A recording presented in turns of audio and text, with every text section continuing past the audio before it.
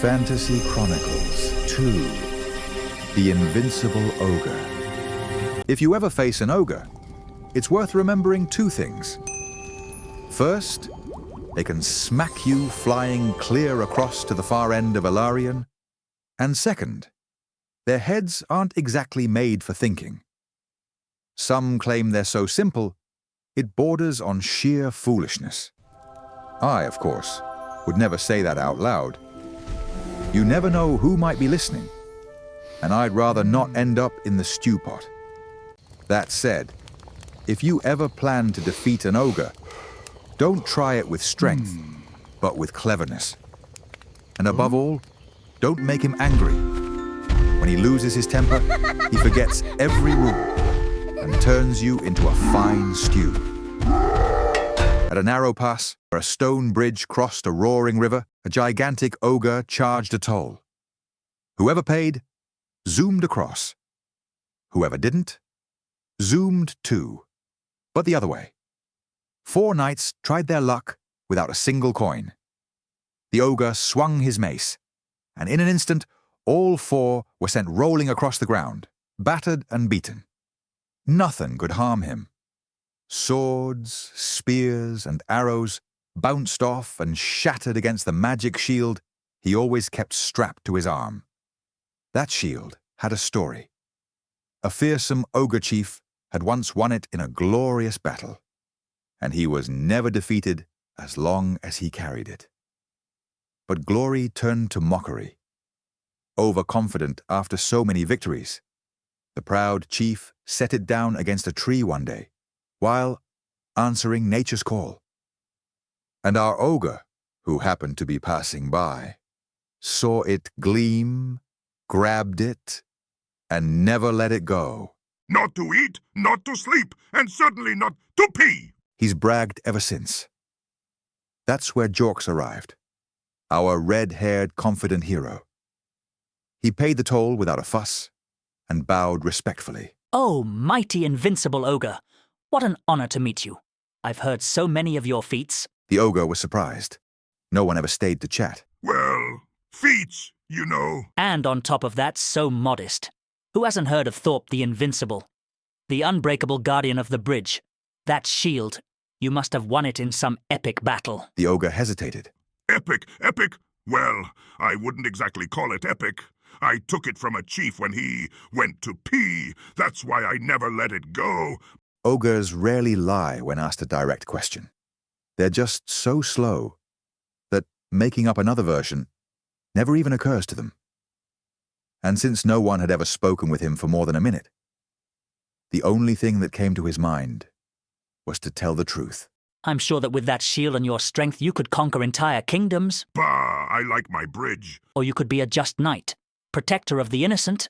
Bah, I'd rather collect tolls. And what do you even want that gold for? Oh, I don't want it for anything. But if you want to cross, you have to pay. Ah, I see. With that gold, you could help a lot of people. Let them get to work, same as I do. For his greatest ambition was simply to stand there, on a bridge he didn't even care about, charging a toll he didn't even need. Then Theron appeared, tall, steadfast, with a spear Ascalion slung across his back. He strode straight toward them. Pay a toll just to cross a bridge? I, who have defeated 3 dragons. With every victory my spear has grown more powerful, and I will not yield to such an outrage. He proclaimed. Thorpe's eyes widened with jealousy as he saw Jhorx staring in awe and whispering. Wow, 3 dragons. Lies! Everyone knows how hard they are to find. The ogre roared. My spear has no rival. Nothing can withstand its charge. Prepare to face it, vile creature. Theron challenged him, brandishing Ascalion defiantly. My shield has no rival, and no one crosses my bridge without paying. Thorpe bellowed in fury, and night fell, and the battle began. The spear shone in the moonlight. The shield held firm. The ground shook with every blow of the ogre's mace. Yet Theron dodged skillfully, light as a shadow, invincible against indestructible. Neither gave way. The whole bridge seemed to hold its breath, as if afraid it would collapse before one of them fell. Surrender, little man! Thorpe roared, striking in fury. Sparks flew as his weapon clashed against the stone. You'll have to catch me first. Theron shot back, spinning the spear like a ray of light. Thus continued a duel no bard would ever have dreamed to sing. The mace fell like thunder, and the spear answered like lightning. The blows echoed through the trees of the nearby forest, as if the night itself were listening in silence. Theron moved with calm precision. A step back, a turn, a strike aimed true. But the shield stopped everything, unyielding as a fortress wall. Thorpe, confident in his strength, laughed between blows, making the whole bridge quake. Stones cracked beneath his feet, some tumbling into the dark river, swallowed by the current. The air smelled of iron, of dust, of danger. Come on, boy, yield! The ogre snorted, swinging a blow that shattered a battlement of the bridge. I do not yield to tyrants. Theron replied, and his spear traced a golden arc that nearly grazed the giant's neck. Thus was the clash of titans. Brute strength against sharpened patience. Night against fire. Mace against steel. And neither seemed willing to surrender. The night had borne witness to such a mighty battle. Dawn was close, and neither contender seemed willing to yield. Jhorx stepped up to the ogre and whispered, His spear is formidable, but look how exhausted he is. Without weapons, he wouldn't last a single round. If you defeat him, the spear will be yours. You'd be the strongest ogre in all the bridge. The ogre, convinced he'd just had the idea of the century, roared. That's it! Without weapons, we'll fight without them! The winner takes it all! Do you dare, little knight? And proudly, he handed his shield to Jhorx. Theron feigned pride and arrogance, despite the obvious disadvantage of facing an ogre unarmed, and likewise handed his formidable spear to Jhorx. The ogre charged unarmed. Without the shield, he was no longer invincible. He was still, however, a massive bulk of muscle against an unarmed young man. But with a single move, Theron dodged, and the brute crashed headlong into the bridge, bellowing in frustration. And so ended the invincible ogre, defeated not by strength, but by what he never possessed, understanding. Jhorx and Theron recovered the shield and the spear. They shone like gifts from heaven, forged for good, but in unworthy hands, they brought nothing but ruin. In theirs, they promised new adventures. When Jhorx held it, the shield seemed to change. It was no longer the dark, coarse buckler Thorpe had carried, but clearer, more defined, as if it had always been waiting for a worthy bearer. In the distance, the bells of the castle rang out. Its gates opened, and from them came a mysterious figure drawing near. He was an old man in a worn robe, yet he moved with agility and confidence. His gaze was clear, younger than his face, and it seemed to pierce through time. I have been waiting for you, He said softly. My name is Dunes, though in these lands I am known as the Wandering Monk. That is my calling, to roam this world and watch over it. Jhorx and Theron exchanged a look of surprise. This shield is not like the others. Its name is Luxtis, and together with Ascalion, it forms an inseparable pair, weapons sent to stand against the darkness. For a moment, the shield's metal gleamed with the light of dawn, as if the very words had awakened its secret.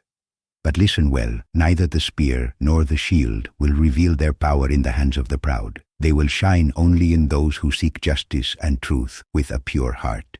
Jhorx, his hair glowing with the first light of day, laid his hand upon Luxtis with reverence. Theron held Ascalion firmly. You have been chosen, not because you are the strongest, but because you are faithful to your heart. Remember this. The strength that defeats evil is not found in muscle, but in the light that guides your decisions. The sky blazed in a sign of approval, and for an instant, all of Elarion seemed to fall silent, as if creation itself bowed before that moment of revelation. The venerable monk said, And now, let us go. King Elendor awaits. creatures of the world of Elarion lunar owl. The feathers of the lunar owl seem to drink in the moonlight and return it as a gentle glow. It appears when all is thought lost, gliding silently over field or forest, and with its radiance, it guides those who dare to look beyond fear. They say that if one settles on a branch near you, it means that hope has not gone out, no matter how long the night. Albor hare. They say that the albor hare appears only when the night feels too dark to bear. Its blue fur gathers the light of the sky and scatters it in a soft trail, as if hope itself had taken on light-footed legs. If it pauses to look at you before continuing on its way, it is a sign that there is still clarity waiting to be found. Meerkats. The meerkats bring a small yet steady light wherever they appear. The female flits restlessly, leaving behind a golden trail that awakens smiles. The male, serene, curls up nearby and offers his warm glow like a silent embrace. They say that when both share the same corner, not even the weariest shadow can extinguish the joy of the place. Zilbrens. When they are young, the zilbrens are the living image of wonder. Their small bodies seem to reflect the light of the first dawn, and their presence is an outburst of color. They wear the vibrant hues of flowers and leaves, their glow shifting with every emotion. They play with butterflies of light and chase every mystery of creation, still unable to keep silence within their hearts, for to them everything is a new miracle. But as they grow, the sacred transformation takes place. Having witnessed and safeguarded history, their gaze moves beyond the surface and comes to rest upon the eternal. They come to understand the hidden order of things, and as a sign of humility, their vibrant colors fade into sober tones: earth, bark, stone, and sea foam. Merging with the world they are meant to protect. They then become guardians of memory. None keep watch with greater devotion than an elder zilbren. Their eyes, often veiled to the physical world, see what is invisible and reverently guard the truths others would forget. They dwell in libraries hidden beneath roots, in crystal crypts, or in the depths of the sea where silence is law. They are the indispensable aids of the chronicler. Not only do they bring him scrolls or protect his luminous quill, they uphold the truth itself so that it may never fade. And so, one adventure ends, and an even greater one begins. Don't miss the entire Fantasy Chronicles series. 1. The Lair of the Dragon. 2. The Invincible Ogre. 3. A King for All Seasons. 4. The Light Beneath the Mountain. 5. The Fall of the Shadow, Part 1. 6. The Fall of the Shadow, Part 2. Available now on Amazon in Kindle ebook format, included with Kindle Unlimited. The original soundtrack is available on Spotify on the Luxtius channel.